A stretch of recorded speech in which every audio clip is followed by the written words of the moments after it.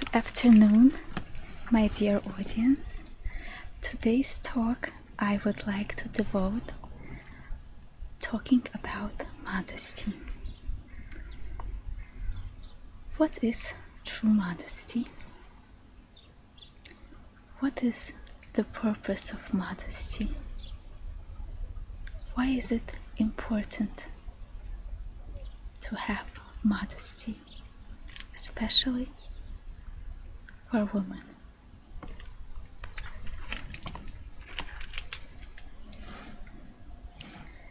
I have been thinking about this topic for quite some time, and I believe that this topic is a topic that is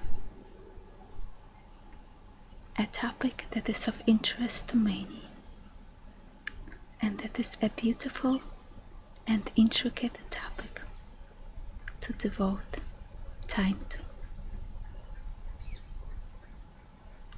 From a young age, I have gone to a school that was a religious school. From 10 years of age, I went to a Kirov school called Bir Hagola. All of the girls were from the former Soviet Union.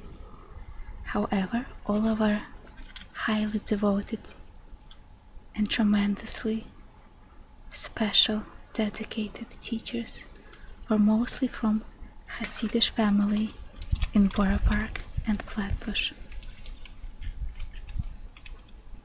I felt very privileged to study in Bir Hagola. It was my choice to be enrolled in this school at 10 years of age, after having tried public school for 3 months and being introduced to Judaism while my stay in Italy for 10 months before coming to America, where I was enrolled at a Chabad school, a Chabad Shaliach from Israel, who was from Ukraine in the past, was sent from Israel to open the school for Jewish children while their families waited to be allowed to come to America or other countries. In Italy, where I lived, all the schools were Catholic schools, so the parents of the children would send their children to this Kirov school.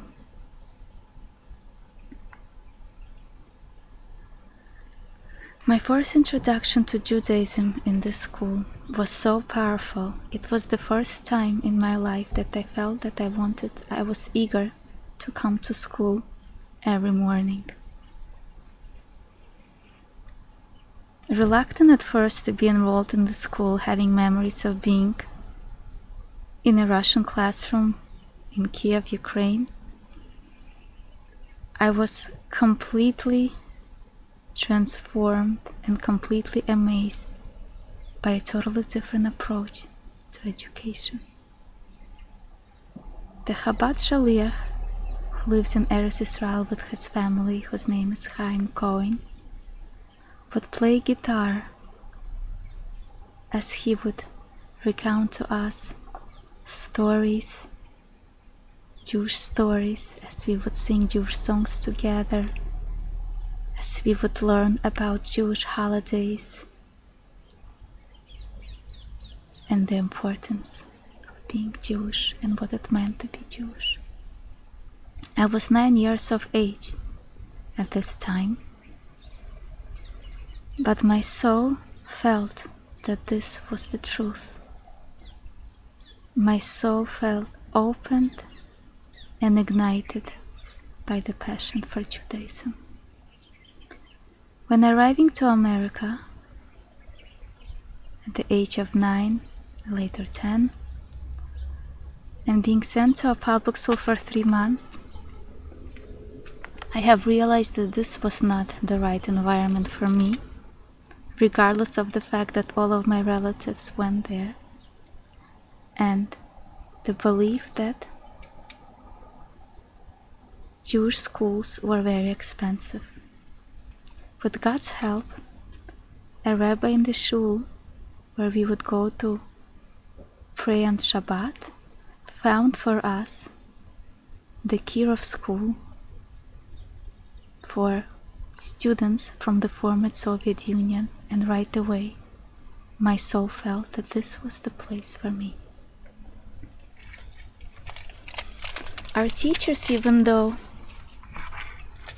19 or 20 years of age, were so mature and so devoted. All the students could not help but respect them and listen to them. They had complete command of the classroom without any degrees attached to their name, outside of being high school and then seminary graduates. They had so much depth and so much wisdom and so much care that so many students have become religious because they were so eager to walk in their footsteps. One of the most important things that the teachers felt was important for a Jewish girl to learn was the concept of modesty. In our school, which was an only girls' school, there was a same school for boys, separate school. We all wore a uniform. On the physical appearance and our clothing, we were all identical. However, all of us knew that on the inside, all of us had unique souls. All of us had unique essences, which our teachers would so eagerly try to cultivate and develop in us. Yes, wearing uniform was not something new to me, as I have wore uniform as a student in Ukraine. However, the reason for wearing uniform was quite different. The reason for wearing uniform, as our teachers explained, was not to focus on what each girl would wear, but to have the attention be focused on the innerness of oneself and on the other, and to form relationships, to form bonds, to form communications on this level.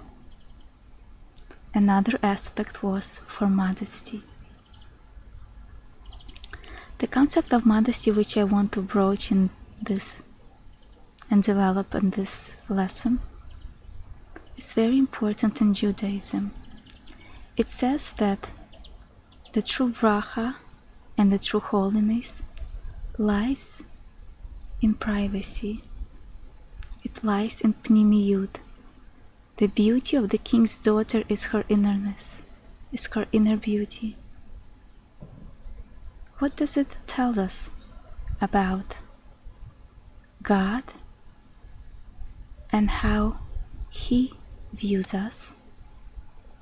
What does it tell us about our souls and the needs of our souls? Unlike the modern secular society, which gives so much emphasis on outside appearance, in Judaism, what is truly valuable is cultivating your depth, your innerness, your essence, who you are, your qualities. The qualities that the person has It is what will make a relationship last. The beauty can come and go with age, with any situation, as well as one can always find someone more physically attractive. This is not a lasting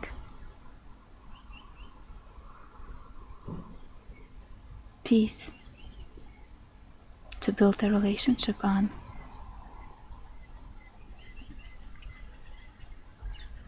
The beauty that a person has is also not something earned. It's something that is given by God. However, the qualities that one has, it's something that one attains through merit, through inner work, through inner development, through inner nurturance of these qualities, through working on oneself.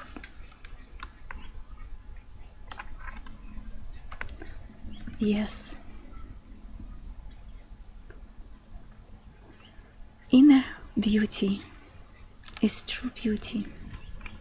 This is why, when we are less distracted by physical appearance and physical beauty, we can truly see the person's essence, the person's inner beauty, the person's lasting beauty.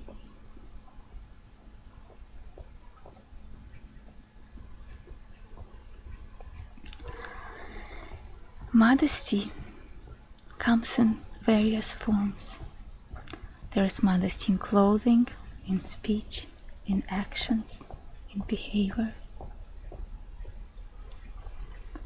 I would like to devote the next several talks talking about these forms, the different forms of modesty. Please join me as we will go step by step to develop this topic. Thank you. Thank you. God bless.